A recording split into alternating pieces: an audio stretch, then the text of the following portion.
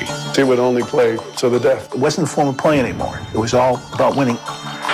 The Russians are going to really be in for it when I get the title. If you can't have all-out nuclear war, you can have the World Chess Championship.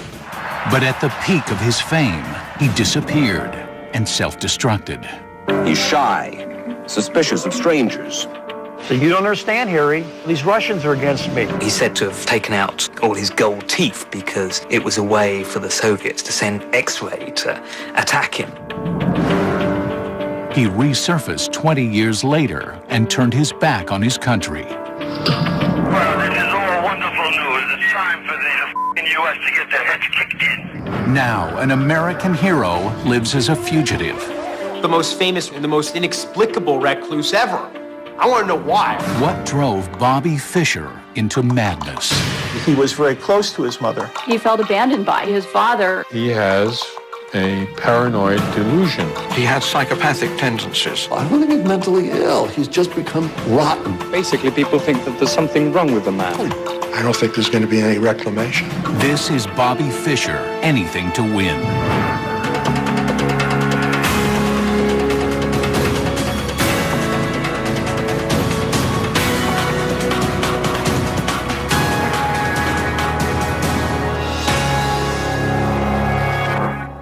The game of chess has been played by kings and presidents, artists and athletes, young and old.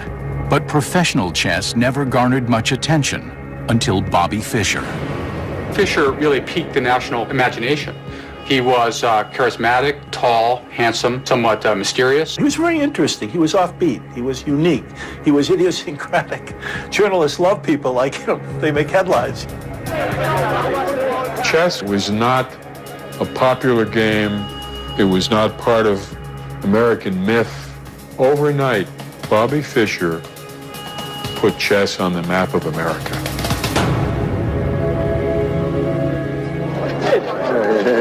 Right on. Thank you. Okay. How did a high school dropout become a cultural touchstone, carrying the weight of a nation? And what price did he pay to get there? He said, I want to become world champion. I've achieved it. Now I don't know what to do. And I think that is the crux of what happened afterwards.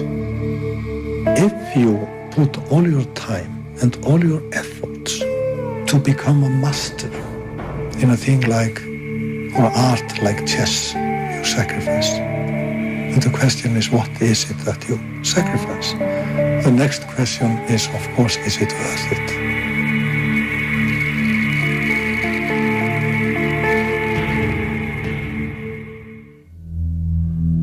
To understand Bobby Fischer, one must go back to before he was born, to his mother, Regina.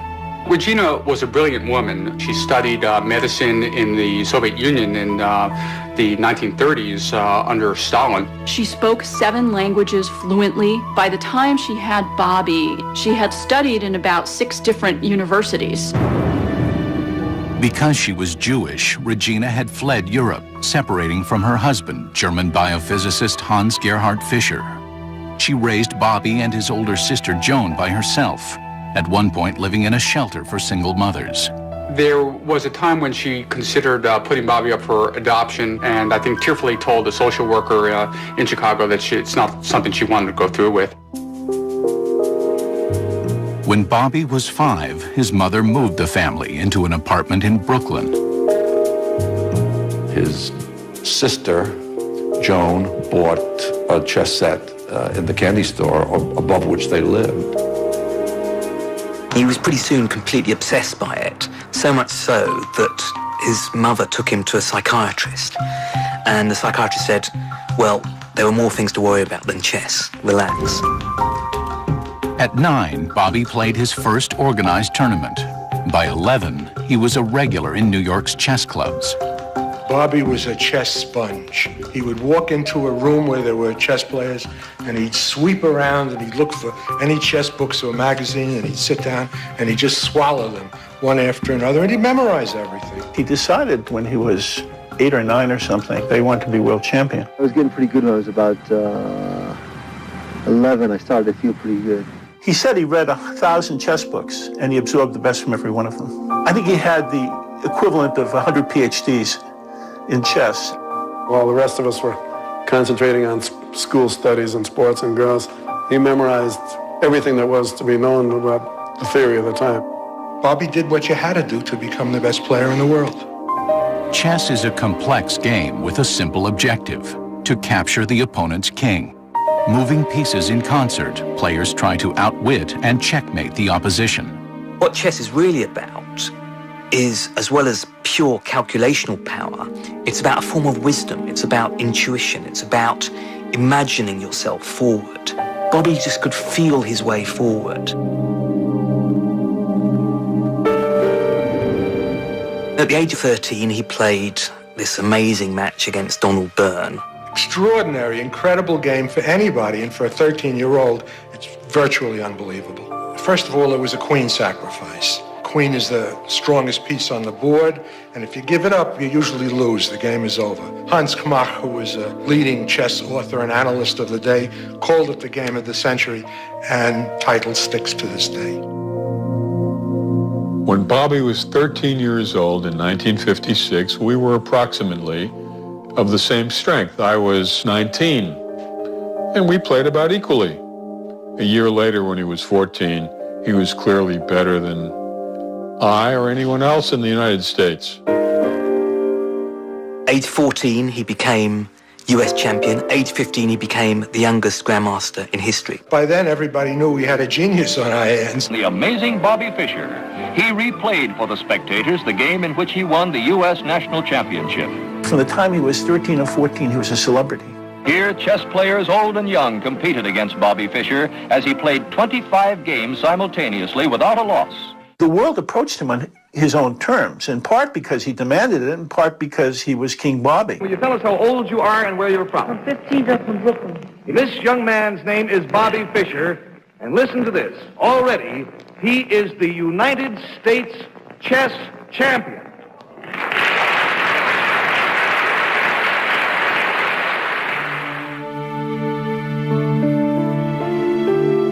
To his mother, Bobby's gift represented an opportunity. She really tried to manipulate, in many ways, his career and tried to find ways to promote him. She called me up one time and said, I want Bobby to go on this certain TV station. I don't want to tell him because if I tell him, he won't do it. So I want you to tell him. One of my jobs was to raise funds for players to play overseas. And she was always in my office trying to get this money. And Bobby was embarrassed by all of this. Bobby had no relationship with the man listed on his birth certificate as his father, Hans Gerhard Fischer. Occasionally I would mention something to Bobby about your father or something, and he would say, I didn't know my father. He left when I was 2. Or at least one occasion he cried when fathers was mentioned at a toast at a banquet. And I read somewhere else that if you mentioned his father, he wasn't the same for the rest of the day. What about your father? No, I don't see him. Are they living together? No, her.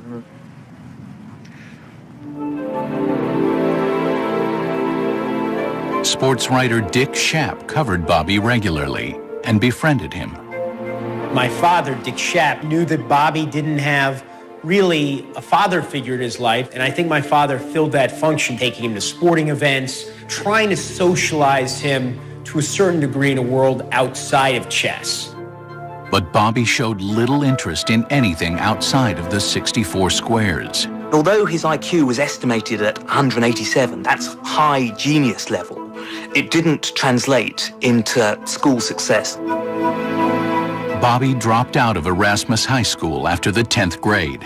He had made a decision to become the greatest chess player in the world. Everything else was a distraction. Here he was, a high school dropout, suddenly thrown in among highly educated people, rich people, sophisticated people, and he felt himself always at a disadvantage, and that was always a tremendous impact on all of his behavior. He, from a very early age, could sense that people were attaching their own fortunes to his. And that's naturally going to produce paranoia, even in someone who is normal, and in someone who is predisposed to paranoia or schizophrenia, it's obviously going to have disastrous effects. He was not an easy person to be with. Whatever he wanted to do, he wanted to do it. He didn't care about you. He sounded crazier and crazier. I told him he ought to go see a psychiatrist. He was in bad shape.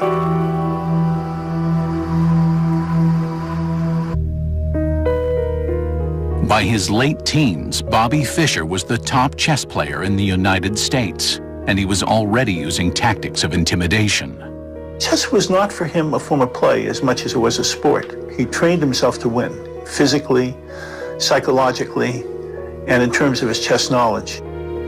He towers over you, flashing blue eyes, looking around, and if you'd make some threat which to him seemed childish, he would kind of like snicker or scoff at that. Mark Tylenov said that he was Achilles without an Achilles heel. It was like a wall was advancing on you. You just felt helpless.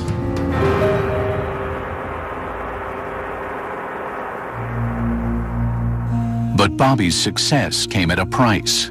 As his chess skills improved, his social skills deteriorated. He didn't have many friends.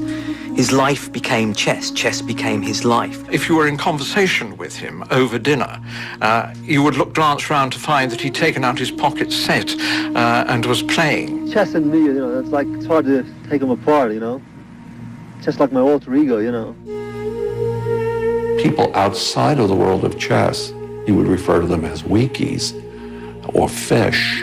They didn't have anything to offer. What has chess done to your social life? Do you get a chance to go out? Not too much, no. Do you have a girl? No. He's a lonely person, and the chess gives him the companionship that he lacks. Bobby slept during the day and studied chess and listened to the radio at night. He found a captivating voice in Herbert Armstrong, founder of the Worldwide Church of God. All of the great cities are going to be leveled and destroyed. I'm telling you that a time more terrifying than anything that ever happened is soon going to happen in this world. Herbert W. Armstrong had the largest radio and TV audience in the nation in the 60s. And his son, Garner Ted Armstrong, both were very charismatic speakers, motivational type people. It was a fundamentalist sect that also had Saturday as the Sabbath, which was sort of unusual for a Christian sect. After studying many religions, and I mean many, he felt that we were the closest to the truth at that time. He was hooked into it. From 1957 to 1967, he won 8 U.S. championships. With each success, Bobby's ego swelled. He began to make demands, exerting control. Boards had to be so, the pieces had to be so, the audience had to be kept back from the game, the prize money had to be doubled. Conditions have been like in the Dark Ages, horrible lighting, chandelier-type lighting, and obviously if you're going to concentrate for 5 hours, you need the most soft, kind of bright-type fluorescent lighting that you get. He made life hell for tournament organizers, and a couple of times this led to showdowns, and he refused to compromise. In '67, despite leading the World Championship qualifying tournament, Fischer walked out midway after a series of arguments with tournament officials. Bobby had to forfeit, so Bobby left. He played one of the great tournaments of his life, and then he drops out. Because he wasn't getting his request. Once he realized he was leaving, he sent a message to the U.S. Embassy saying that he wanted a nice, roomy helicopter to take him to the airport. All the dignitaries are there, everybody's there. It's all set. There's only one person missing, Bobby Fischer.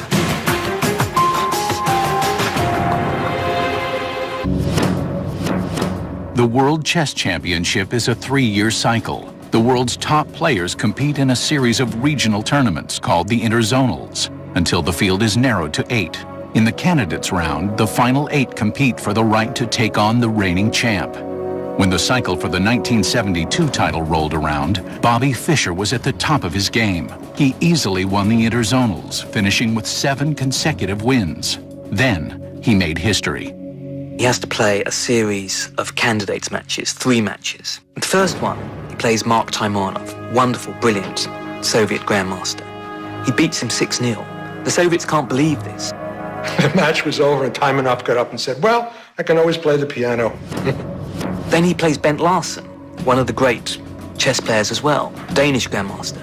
He beat him 6-0. You know, that's like knocking out Muhammad Ali with one hand tied behind your back. It can't be done. Then he plays Tigran Petrosian, smashes him as well. The chess world had never seen a series of games quite like this. Fischer earned the right to challenge the reigning world champ, 35-year-old Russian Boris Spassky.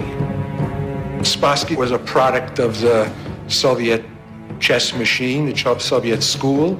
He had training, he had support, he had everything that a chess player dreams of. The Soviets had dominated the World Chess Championship since World War II. Chess was how they proved their intellectual superiority over capitalism. The Soviets have always used chess as propaganda. Their idea was communism is the best government social system.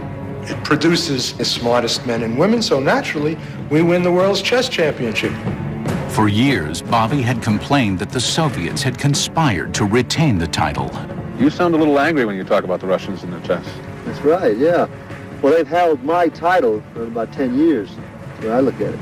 This is Bobby, the lone American hero, riding out to confront the massed ranks of the great, previously all-conquering chess machine.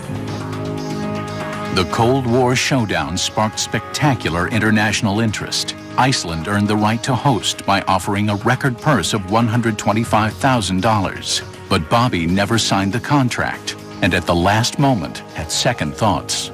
He wanted more money. This was a last-minute demand, and nobody in Iceland was going to meet it. I thought that Bobby Fischer would like to become the world chess champion. And I couldn't believe that he would walk away from it. This was the highest prize money ever.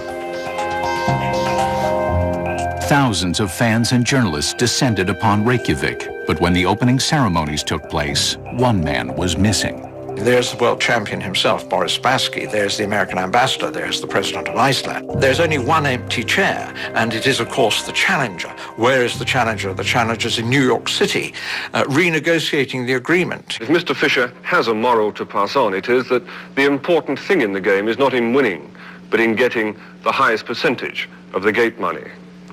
Michael Nicholson, ITN, sitting where Mr. Fischer should have been in Iceland tonight. How far would Bobby push his demands? And would it cost him his dream?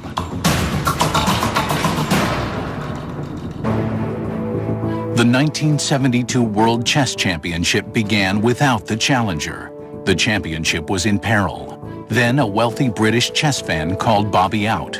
He offers to double the prize money there and then, and he issues a challenge. Come on, chicken. If it's about prize money, come out and play. Bobby was nearly persuaded. A phone call from the U.S. government sealed the deal. Kissinger said to him something like that, we want you to go to Iceland to win the Russians, the Soviet Union. And they told me that he was like a young warrior going to war.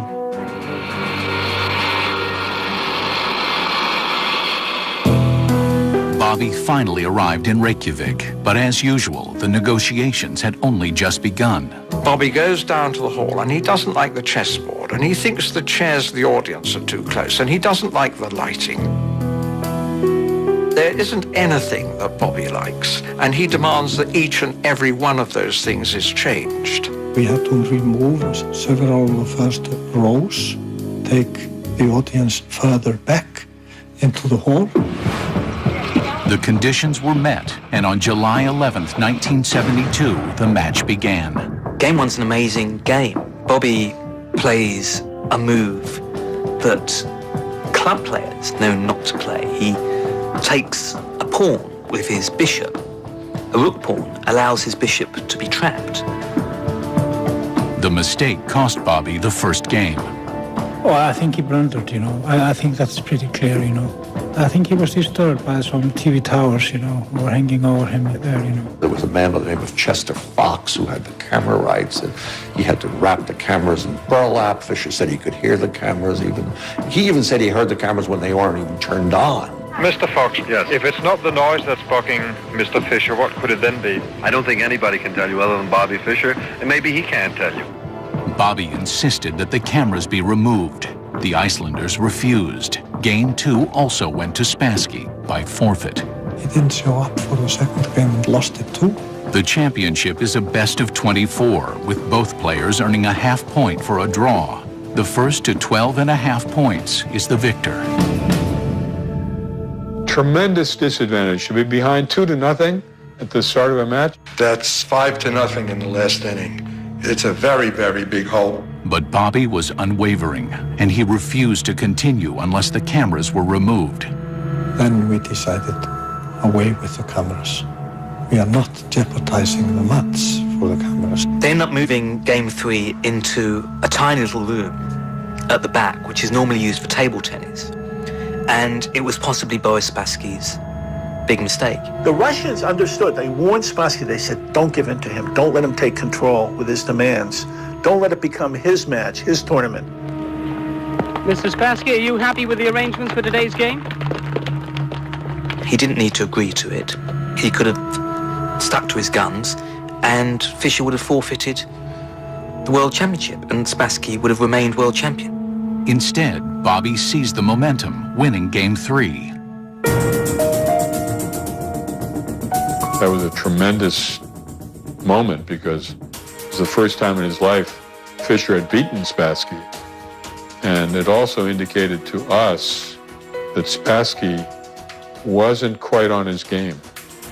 He may have been rattled by all the shenanigans that had already happened. I don't think Fischer deliberately played psychological games, but the effect of his demands was to psychologically destroy his opponents. He won 6.5 out of his next 8 games, which it just doesn't make any sense against a player of Spassky's caliber.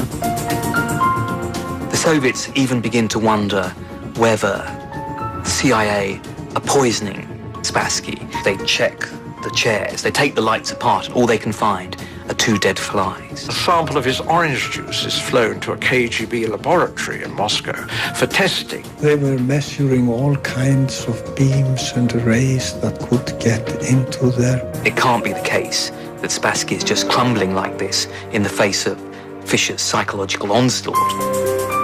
No evidence was discovered, and the match continued. I think the second half of this match, there was much more of a fight somehow, because Spassky had, he had regained his composure. He had also regained his self-confidence, But Game 11 would be Spassky's last victory. After 7 consecutive draws, Bobby was on the verge of winning the title. Midway through the 21st game, Spassky conceded. The World Championship belonged to Fischer. What does it feel like after 20 years to suddenly become the world champion? Feels pretty good. I can't say I was actually crying, but I was misting up. I felt extremely proud that Bobby finally made it, and he was an American, and he had defeated the Soviets. Coming from behind against great odds, against the Soviet machine, it was a wonderful moment.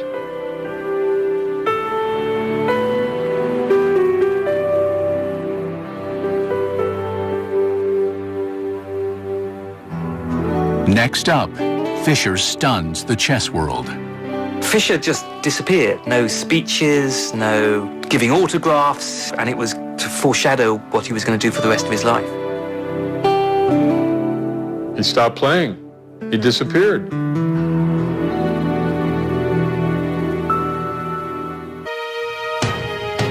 After wresting the 1972 World Chess Championship from Russian Boris Spassky, Bobby Fischer returned to America to a hero's welcome. I hope to see more and more Americans playing chess, Chess is a great game. A game and a sport for the mind. The world is Fischer's oyster now. He is set to become a multimillionaire. This symbolically says the king is dead. Not yet, he isn't. He's offered lucrative sponsorship deals. He's offered huge prize money to appear in tournaments. Doesn't happen. He doesn't make a cent. Bobby turned down nearly every single offer. He won't sign his autograph, let's say, for $100 if you get $1 and he gets 99. He feels that he's entitled to get it all. Instead, Bobby retreated to Pasadena, California, headquarters of Herbert Armstrong's Worldwide Church of God. Bobby had earned $200,000 for his victory in Iceland. He gave 20% to the church.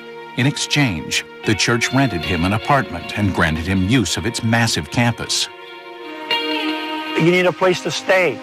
You need friends like myself, which I basically introduced him to a number of people that did different things for him. He had access to a car 24/7. Over the next 3 years, Bobby made few public appearances. In 1975, he was scheduled to defend his world title.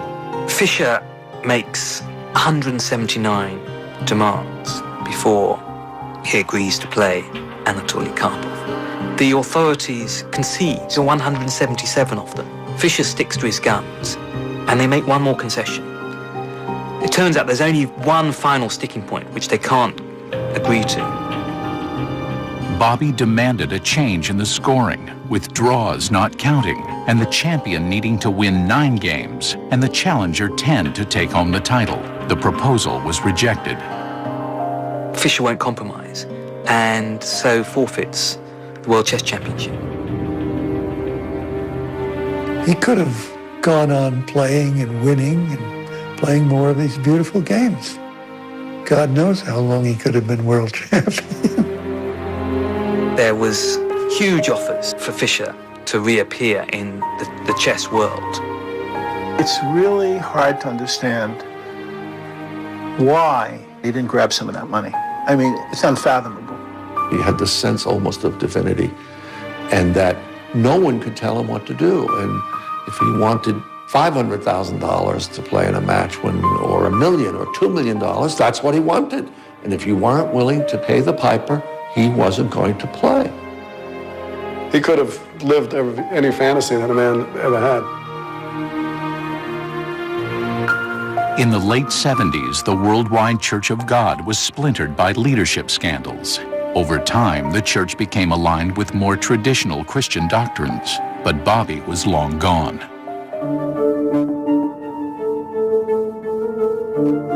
Bobby stopped being involved with people that were reaching out and saying, I want to help you.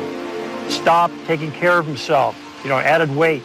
Essentially, he began the process of isolating himself and retreating into his own world and his own mind and whatever was going on inside of that. One of his opponents said that he wandered around with a suitcase full of Chinese pills because they were going to be antidotes for any poisoning attempt that the Soviets made on him. His paranoia, that everybody was after him. And then there's a famous surreal incident in 1981 where he is picked up and mistaken for a bank robber and writes a pamphlet, I was tortured in a Pasadena jailhouse. And it contains various bizarre allegations. He signed it, of course, Robert J. Fischer, World Chess Champion. After, of course, the title had passed on. The title he felt he had always had, he never relinquished in his mind. As Bobby disappeared into seclusion, his whereabouts and his actions became a mystery. There were always rumors of him going to bookstores in Los Angeles looking for neo-Nazi books, breaking off relationships with people because they were Jewish. Year after year, Bobby rejected offers to return to the chess world. Then, a teenage girl changed the course of history. A wonderful young woman from Hungary wrote him this terrific letter, beautiful writing, 16 years old. And she said, "What are you doing not playing chess? You're the Mozart of the era. You're the Einstein. You're the greatest champion that's ever lived. Why are you not playing anymore?" The girl, Zita Rashanyi, became Bobby's pen pal. When a Yugoslavian sponsor put up a $5 million purse to lure Bobby out of retirement, Zita convinced him to accept. But not everyone liked what they saw. He really looked angry at the world all of the time. That's my answer. In September of 1992, in Sveti Stefan, Yugoslavia, Bobby Fischer played a rematch against Boris Spassky, 20 years after they'd competed for the World Championship. The event was beset by controversy. This was the height of the Yugoslav Civil War, and there were United Nations sanctions which prohibited commercial relations with Yugoslavia. The United States Treasury Department wrote to Bobby Fischer to warn him about this. Should Bobby choose to play the match and accept his winnings, the penalty would be a $250,000 fine and 10 years in prison. So this is my reply to their order not to defend my title here. That's my answer. Bobby ignored the warning and defeated Spassky again. He took the money, more than $3 million, and ran. The warrant was issued against him, which is still in force. And at that point, his wanderings outside the United States began.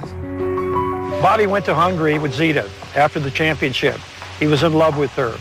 He wanted very much to make it. She took off with another guy. Painful.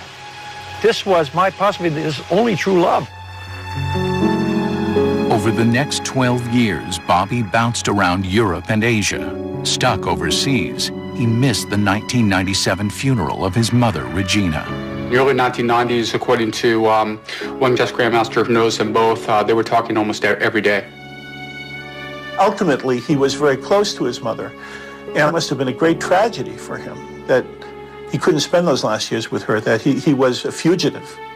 He first now comes back into the public imagination with these wild anti-American, anti-Semitic rants that he gives on Philippine radio. Well, this is all wonderful news. It's time for the U.S. to get their heads kicked in.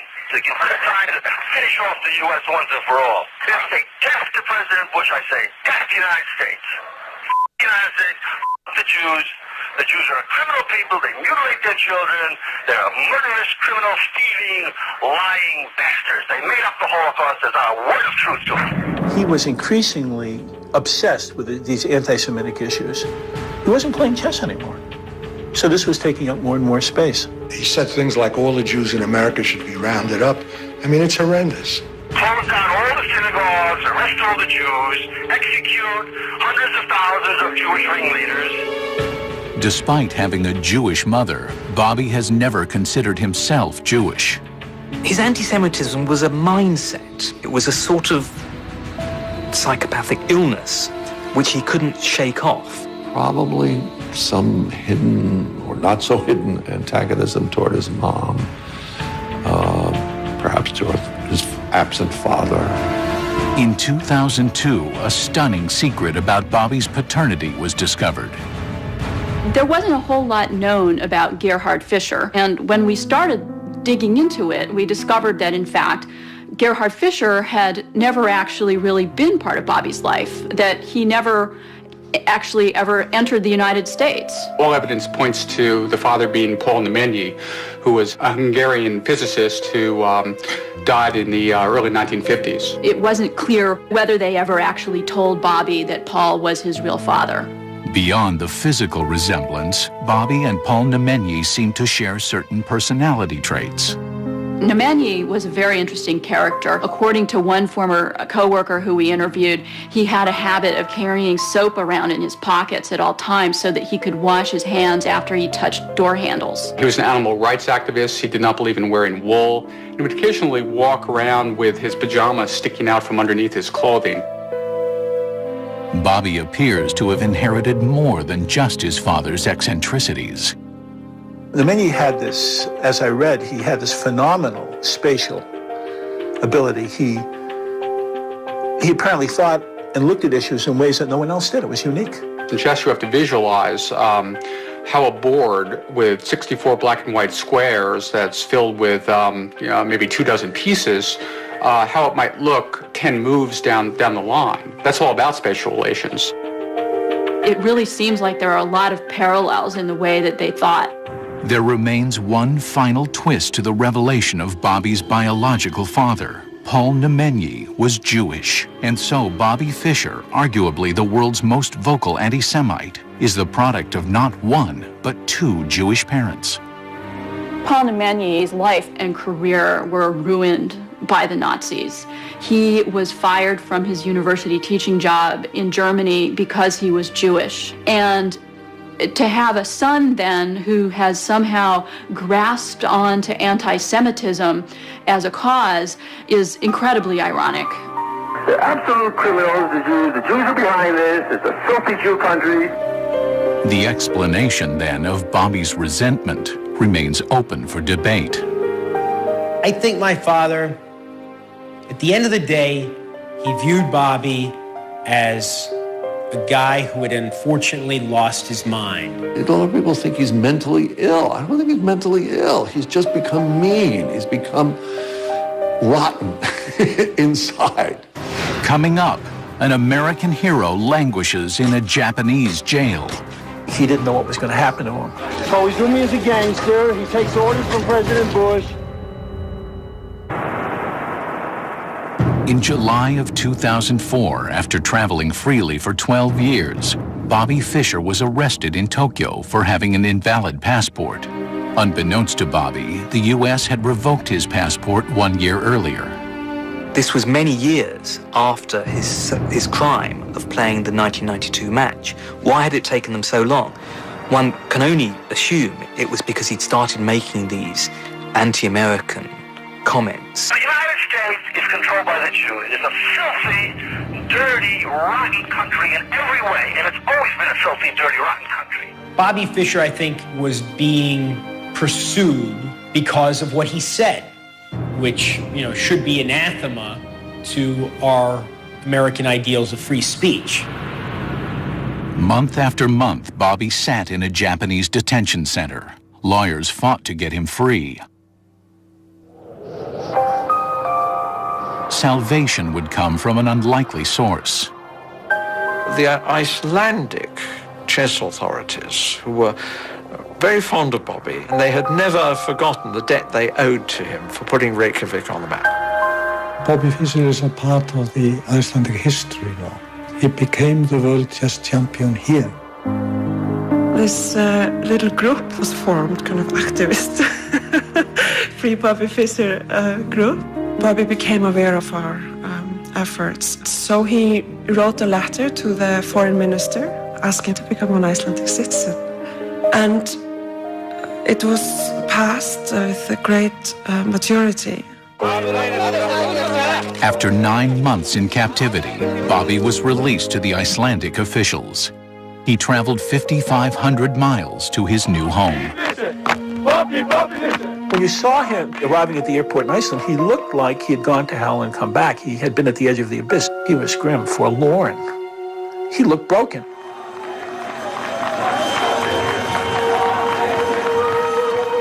Just days after arriving, Bobby held a press conference. Sorry for keeping you waiting. It was nothing but a kidnapping. The Jews told Bush to do this. Then Bush told Koizumi to do it.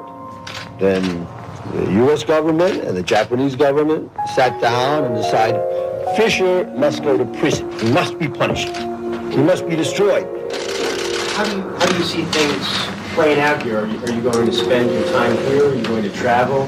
What is your name? Jeremy. Jeremy what? Schaap. Your father was Dick Schaap? He said, almost instantly, your father, he was a Jew, right? His father, many, many years ago, befriended me. Acted kind of like a father figure. And then later, like a typical Jewish snake, he rapped me very hard. He said, I don't have a sane bone in my body. I didn't forget that. Honestly, I don't know that you've done much here today, really, to disprove anything he said.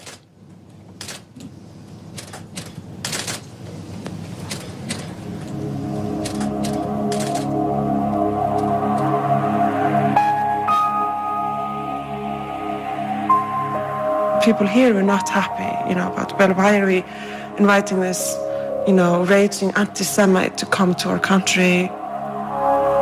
But since his arrival, Bobby has kept a low profile, doing his best to blend into the Icelandic landscape.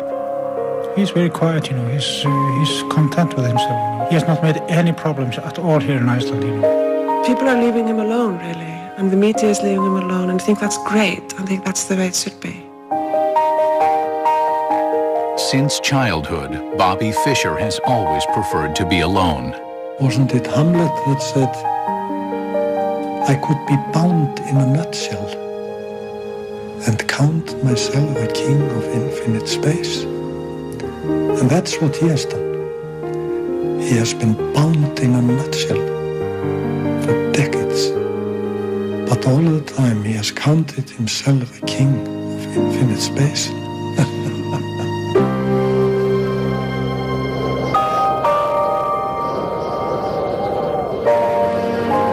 And so, Bobby Fischer, conquering American hero, lives in exile in a modest apartment on a remote island just below the Arctic Circle, alone. When I think about him, I feel very sad indeed. Look what he did to himself. Every game that wasn't played is a tremendous loss in a sense, because it was wonderful to watch him play.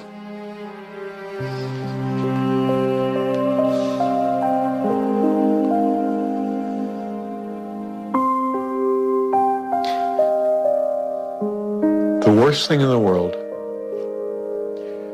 the waste of human potential. For him, for all society.